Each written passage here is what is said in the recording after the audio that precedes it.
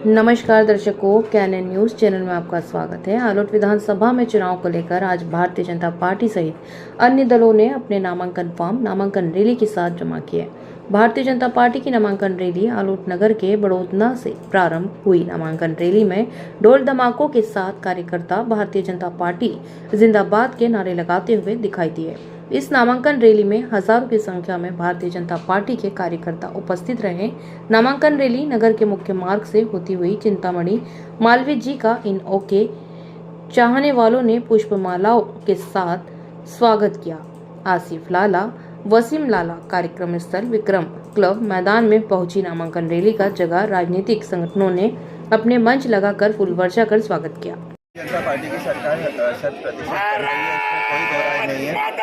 और जो माहौल पिछले 6 महीने से अगर हम देखें तो कहीं ना कहीं हर महीने में माहौल बढ़ता जा रहा है भारतीय जनता पार्टी के पक्ष में। और पिछले 10 से 15 दिन में ही अगर आप देखेंगे तो जब अब टिकट सब फाइनल हो गए, सारी प्रत्याशियों का डिक्लेयर हो गया है, सारी चीज़ें अब सेट हो गई है, उसके बाद तो जो समीकरण बैठ रहा है 100% भारतीय जनता पार्टी की सरकार पर। मध्य प्रदेश में जिस तरीके से विरोध हो रहा है, जिस तरीके से निर्दलीय प्रत्याशी खड़े हो रहे हैं, तो क्या इससे समीकरण बिगड़ेंगे भारतीय जनता पार्टी?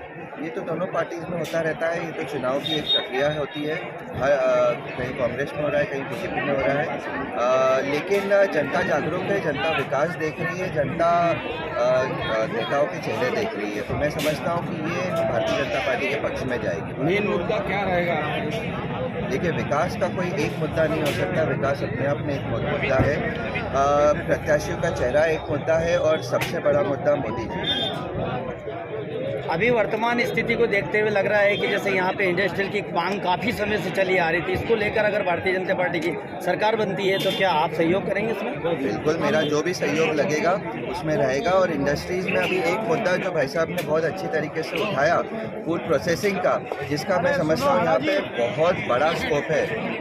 उसमें मेरे लायक जो भी योगदान होगा, मैं बिल्कुल भाई साहब के साथ कंधे से कंधा मिला के खड़ा हूँ। Thank you.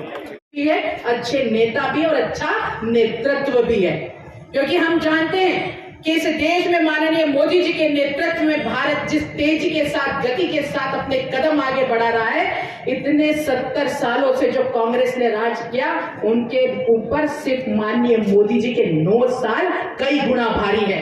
हमने विकास किया है, हमने योजना बनाई है। कांग्रेस ने ना विकास किया ना योजना बनाई, जबकि ऐसा होता था कांग्रेस के शासन काल में, जब इतनी ज्यादा महंगाई बढ़ जाती तो कांग्रेस के नेता बोलते हैं कि गरीब 2 वक्त का खाना लग गया, इसलिए महंगाई बढ़ गई। अरे शर्म करो, आप नेतृत्व करने का अगर आपको काम दिया है तो आप इस देश की गरीबी को दूर करने का काम करने के लिए कोई योजना बनाओ। अगर योजना बनाई और इस देश की गरीबी को खत्म करने का काम और उसके लिए प्रयास करने का काम किया तो आदरणीय मोदी जी ने किया। घर का सपना जो कई पिछले गुजर जाती है लेकिन पूरा नहीं होता है, माननीय मोदी जी ने प्रधानमंत्री आवास देकर लोगों के घर का बनाने का सपना पूरा करने का काम किया। एक गांव में बैठी हुई बहन जब चूल्हे में लकड़ी जलाकर खाना बनाने का काम करती थी तो उसे आंसू को पोंछने का काम इस देश के नायक, इस देश के जननायक आदरणीय मोदी जी ने किया और उज्ज्वला योजना देकर उस बहन के दुख को दर्द किया। लोगों के साथ वर्तमान और भविष्य की चिंता करते हुए बीमा योजना देकर उनके जीवन को सुरक्षित करने का काम किया।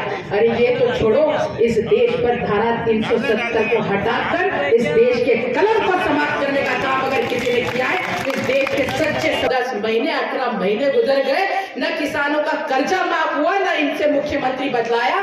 वो तो भाग्य भगवान का आशीर्वाद था कि इनके वादे पूरे नहीं हुए तो इनके लोग टूटकर हमारे पास आए और हमने इनको सड़क दिखाई और इनकी सत्ता को समाप्त